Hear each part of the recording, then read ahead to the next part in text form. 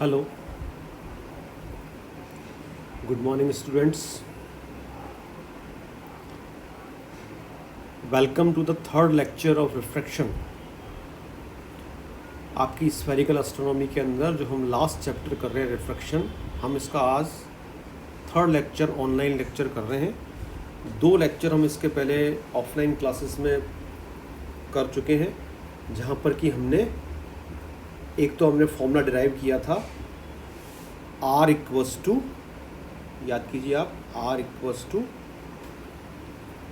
K tan xi, very first formula of refraction.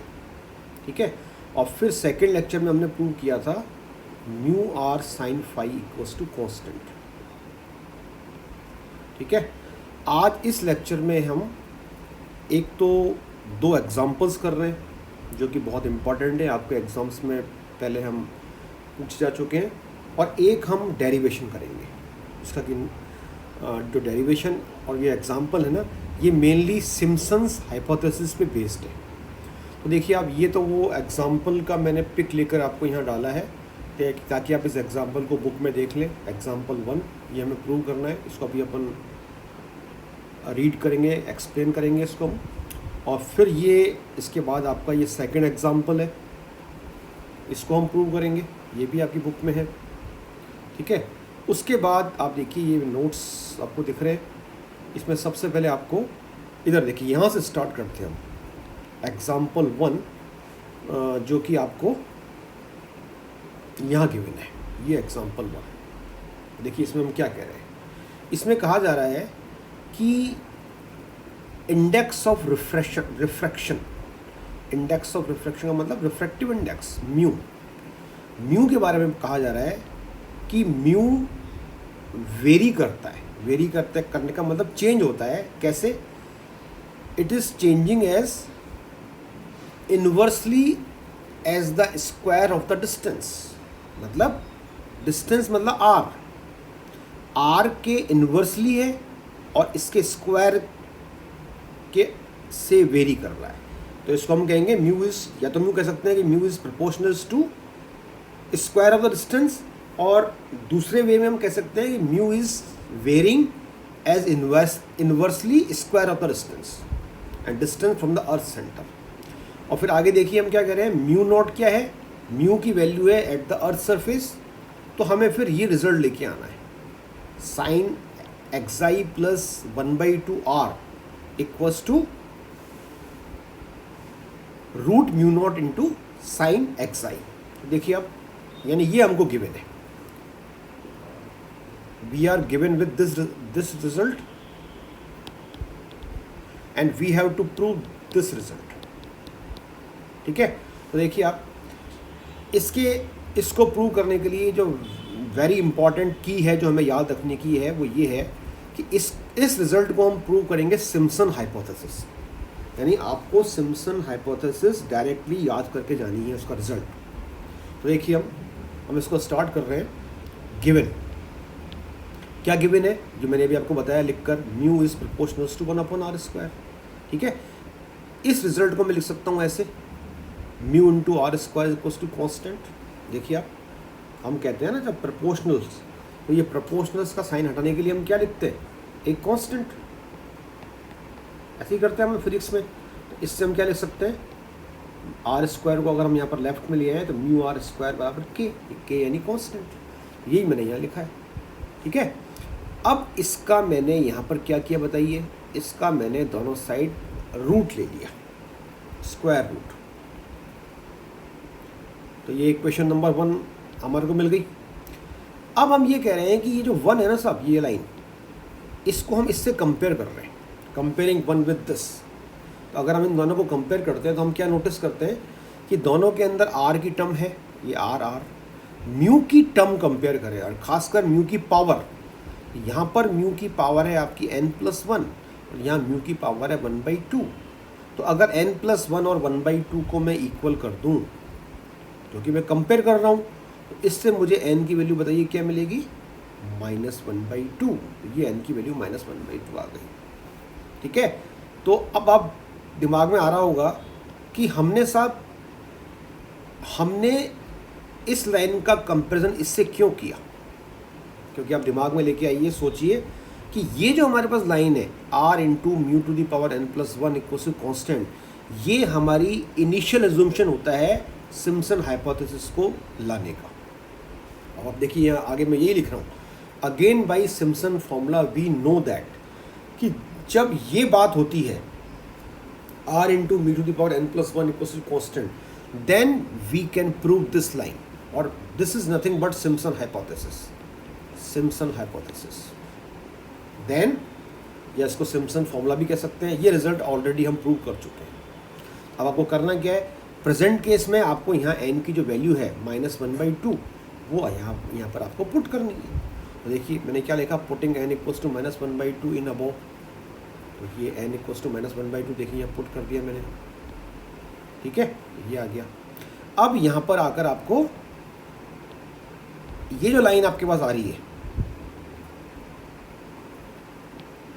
ये line, इस line को आपको रिक्वायर्ड रिजल्ट में कन्वर्ट करना है।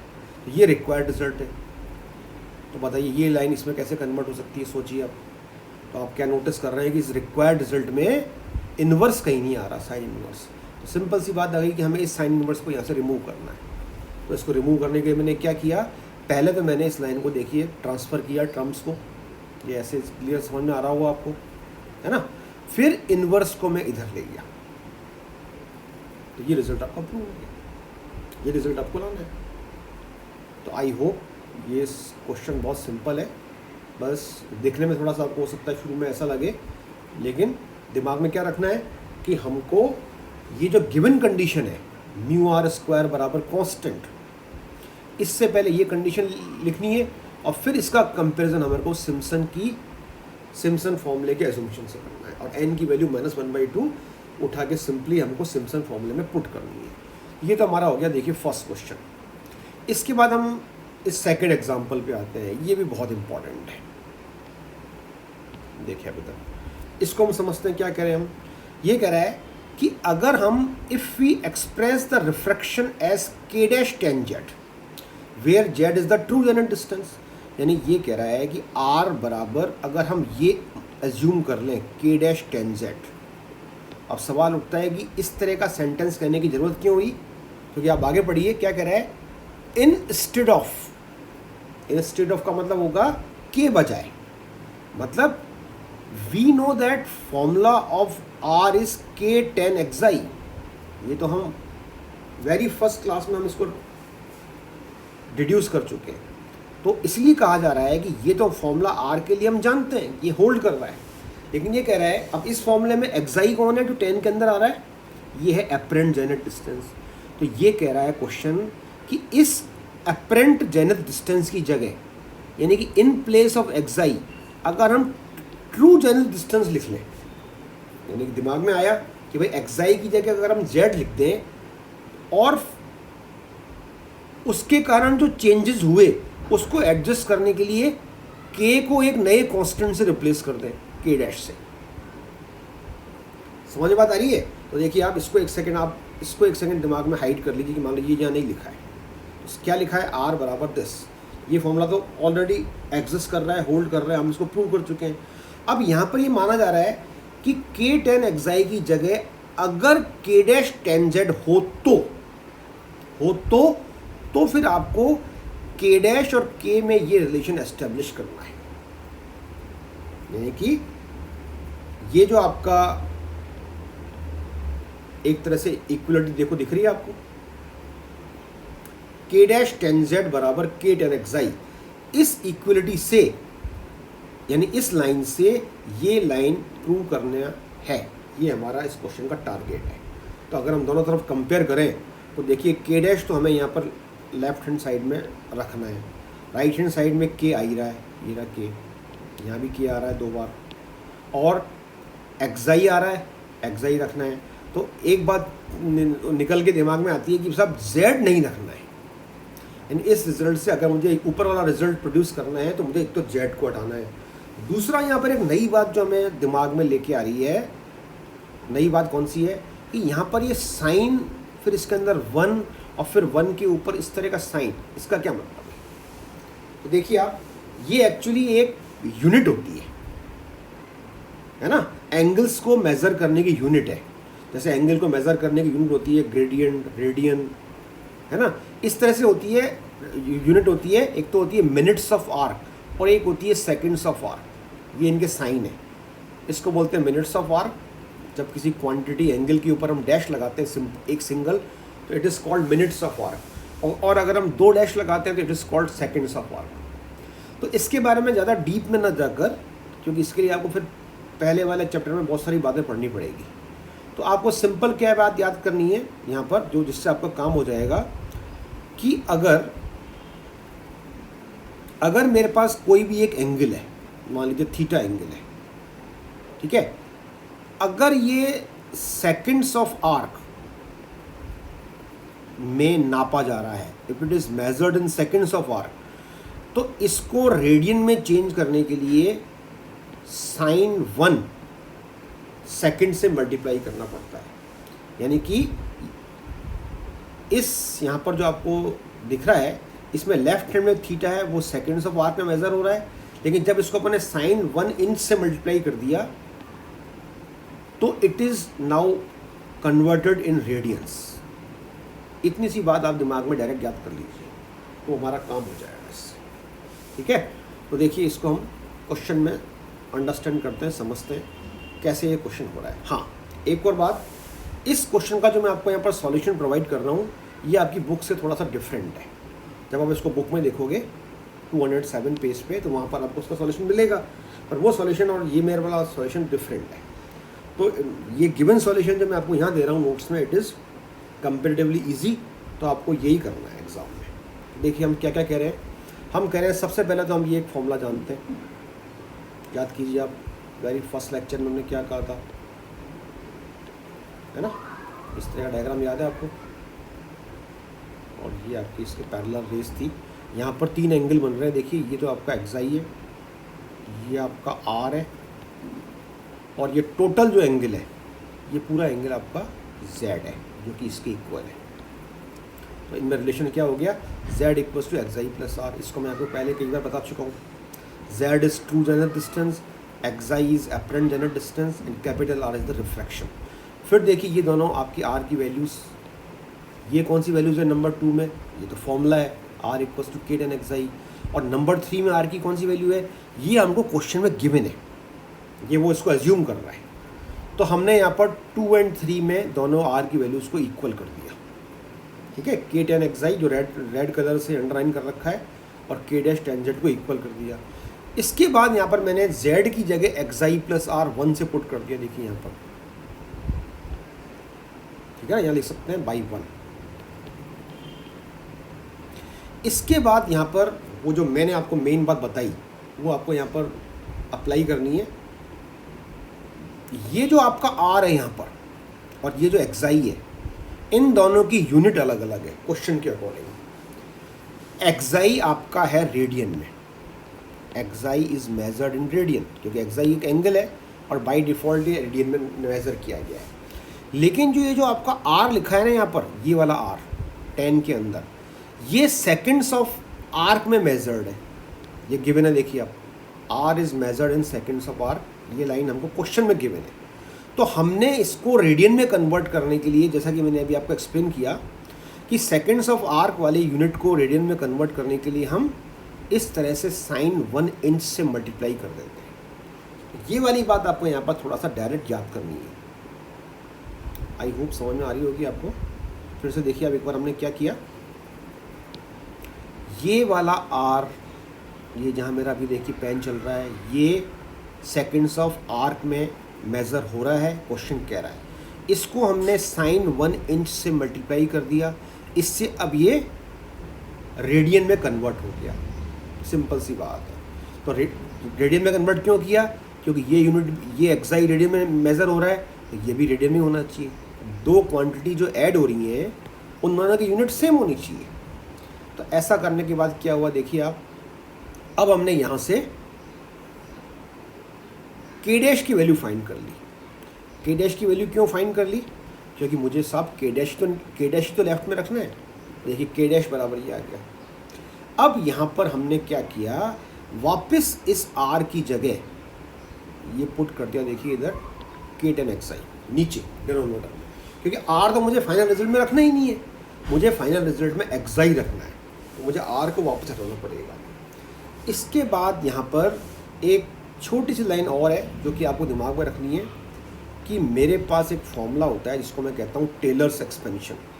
ये हो सकता है आपने कैलकुलस में स्कूल में पढ़ा हो या एनालिसिस में इस साल आपके कोर्स में हो।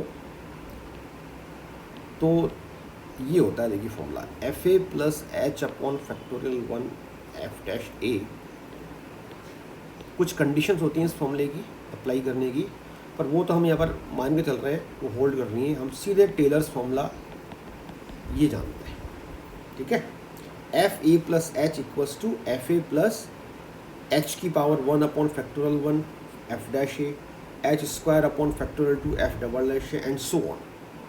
अब इस फॉर्मूले में if h is very small, अगर एच स्मॉल हो तो वो टर्म्स जिनमें एच की पावर 1 से बड़ी हैं, एच स्क्वायर एच क्यूब, इन सबको हम नेगलेक्ट कर देंगे।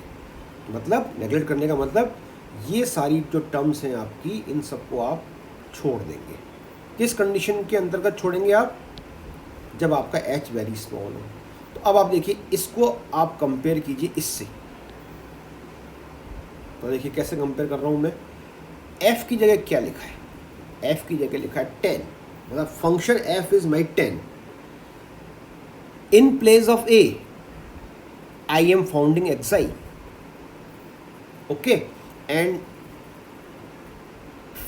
For h I am finding this whole term, ये एच है। क्लियर हो गया?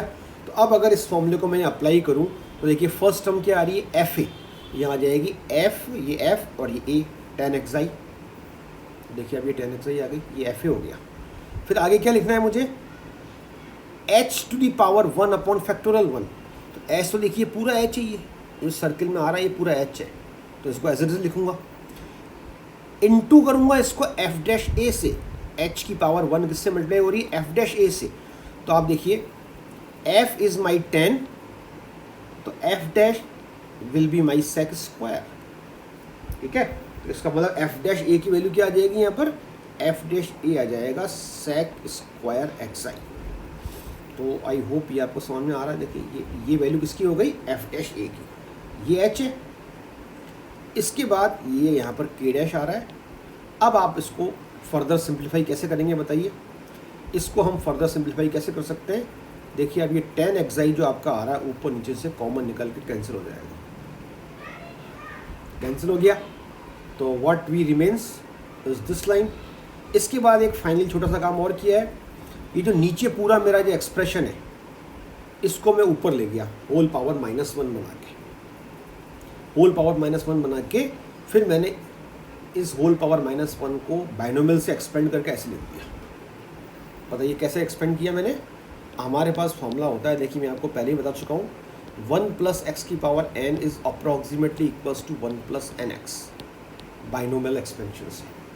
और इन केस अगर n इक्वल्स टू -1 है तो 1 plus x to the power -1 की वैल्यू आ जाएगी 1 माइनस एक्स, ठीक है। तो ये मैंने अप्लाई किया है और ये आपका रिक्वायर्ड रिजल्ट हो गया। तो आई होप ये आपको समझ में आ गया होगा। इसके बाद एक फाइनल छोटा सा आर्टिकल और है, ब्रैडलीज फॉर्मूला। तो ये आप कर लेना, इसमें कोई खास बात नहीं है, बस कंपोनेंडो एंड डिविडेंडो जो होता है ना, योगांतरानुपात जिसको हम बोलते हैं, उससे इसने किस पे लगाया योगांतरानुपात? आपके सिम्पसन हाइपोथेसिस पे। तो ये भी देखिए इम्पॉर्टेंट है, ठीक है। तो ये आप आई होप इसको आप कर लेंगे। तो इस तरह से इस रिफ्लेक्शन चैप्टर के जितने भी वेरी शॉर्ट क्वेश्चन और short question, very short question आपके पार्ट ए में आते हैं एग्जाम में और पार्ट बी में आते हैं शॉर्ट क्वेश्चन। ये 2 मार्क्स का होता है, ये 4 मार्क्स का होता है। ये सारा पोर्शन तो मैंने देखिए कवर कर दिया आपको। अब रहा सवाल 3 बड़े फॉर्मूलेज हैं जो कि आपके लॉन्ग क्वेश्चन में आ सकते हैं, तो वो हम आने वाले 2 लेक्चर्स में इसको कंप्लीट कर देंगे, ठीक है। और ये चैप्टर आपका फिनिश हो जाएगा, ठीक है। Thank you very much.